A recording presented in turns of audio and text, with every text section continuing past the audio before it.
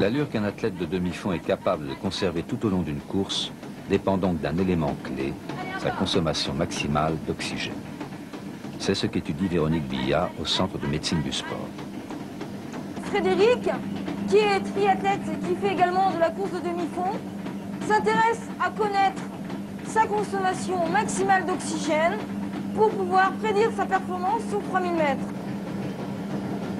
On va donc mesurer la consommation d'oxygène maximale du sportif en mesurant la quantité d'oxygène expiré et comme l'on connaît donc la teneur de l'oxygène dans l'air ambiant, on connaît ce qui va arriver donc dans l'organisme, on mesure ce qui est rejeté dans le masque et on en déduit ce qui a été consommé.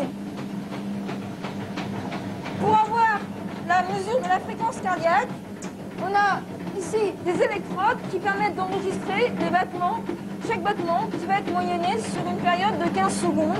Et on va pouvoir disposer en temps réel à la fois de la fréquence cardiaque, ici en rouge, et donc de la consommation d'oxygène, qui est la courbe violette, qui suit parfaitement la courbe de la fréquence cardiaque. Ensuite, nous avons la mesure de la ventilation par minute, c'est-à-dire la quantité d'air que le sportif ventile, inspire et expire chaque minute.